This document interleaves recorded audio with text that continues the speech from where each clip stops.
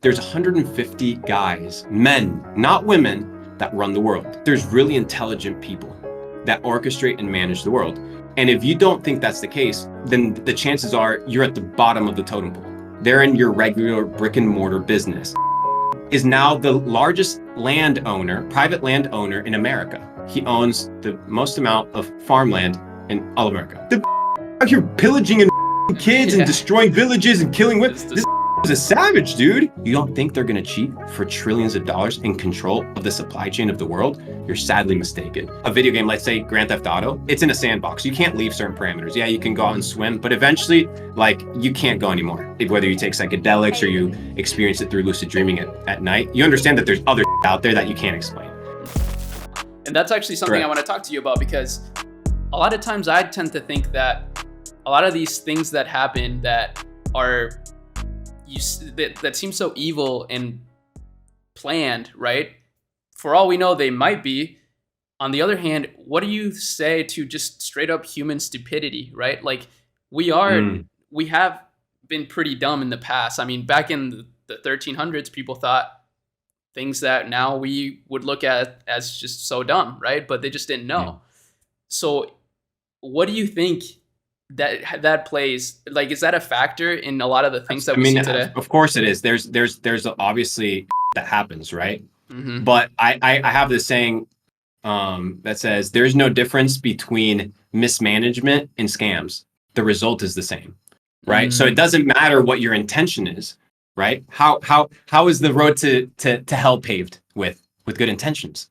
So people can tell you, oh, I have good intentions, oh, I care.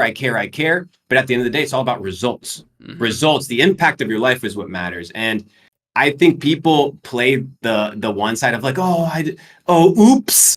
Yeah. Oops, I just lit up these train on fire and just oops.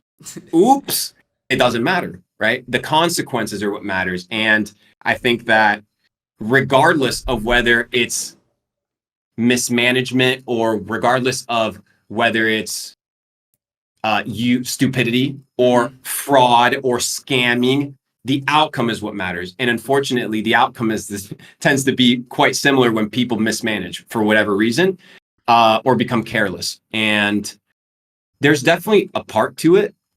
But on the other side is understanding that there's really intelligent people that orchestrate and manage the world. And if you don't think that's the case, then the chances are you're at the bottom of the totem pole. Because I know I'm not at the top of the totem pole. I'm middle of the totem pole. So I know where I can see higher up on the totem pole than you. But at the same time, I can see down where you are. So I'm in a place where like I can see both sides. When you have people with power, and power transcends money, and it transcends followers, it's your ability to control, right? Supply chains, politicians, the narrative, whatever it may be. Control. Power comes with control. There's a few players in the game that run it all. Chamath, and you've probably heard of Chamath. He's a multi-billionaire who talks about investing a lot. The SPAC guy, yeah. The SPAC guy, early Bitcoin dude. He talks about there's 150 guys, men, not women, that run the world. They're not in the fintech space. They're not in the tech space. They're in your regular brick and mortar business. Mm-hmm. They're the cement guys. They're the guys that are the ones that do all the underground water systems for entire cities. The guys that run the sewage. All the that is infrastructure necessary to sustain a society and a civilization. Those are the people that run the game. I'll give you another example. You look at Bill, right? Our good friend Bill from Microsoft. Bill is now the largest private landowner in America. He owns the most amount of farmland in all America. He's the number one guy. Why? Well, scenario, right? I know this sounds crazy, but it's not once you start having conversations with people at these levels and how they think. These guys are thinking about colonization and conquest, and they don't give a f***. They're hard, cold killers. They're cold-blooded murderers, and these are in it to take it all. And if you don't think there's enough cases in history to prove me right, then you're a dumb Genghis Khan. Alexander. You look at all these conquerors. Everybody's praising Genghis Khan for being a crazy conqueror. The was out here pillaging and raping kids and destroying villages and killing women. This was a savage, dude. He was a disgusting savage. So these are the people that control society because they're the ones that are willing to do the most to get to the top. Whereby you and me, potentially, we wouldn't be willing to compromise our morality or sacrifice some crazy random shit on an altar in order to make $1 million, but another person would.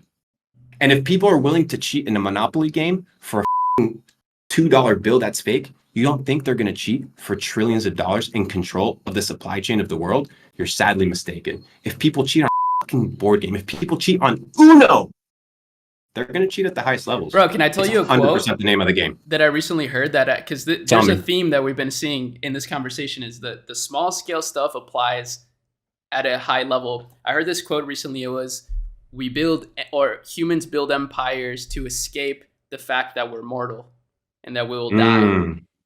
Is this not how do we stop this cycle, bro? Because like we were saying earlier, it's by understanding that.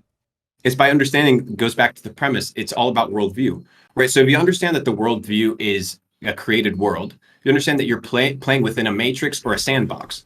The sandbox has rules, whether they're natural rules of the universe, you're still bound by them. I like it, right? Because we talk about a video game, let's say Grand Theft Auto, and it's in a sandbox. You can't leave certain parameters. Yeah, you can go out and swim, but eventually, you can't go anymore. Whether it's because you sink, you lose air, you don't want to continue swimming, you don't have time, your game whatever the reason is, you live in a sandbox. Just like the real world. Where the f are you gonna go, bro? You're stuck. You're stuck inside a sandbox, regardless of how big the sandbox is. You're inside of a sandbox. Within that, you also have the concept of, if you have kind of a creationist worldview, this idea of a creator. So if you have a creator, now you have a creation. So you have the creation, which is in this case us, or the people that, or the environment that inherits kind of those attributes. But if you understand that this is merely a system or a stepping stone to something else, then you don't really give a fuck about what takes place in this world or what you gain from it or what you have. So if you can transcend your mortal flesh or this suit that you're wearing, and understand that you're not the suit that you're wearing, that the suit is merely a representation of who you are. And it's a vehicle by which you can operate in this three-dimensional realm, right? This is how you operate. You operate in the three-dimensional realm through this body, through your processors, through your eyes, through receiving information and breaking it down. But you're not bound by that. And whether you take psychedelics or you experience it through lucid dreaming at night, you understand that there's other out there that you can't explain.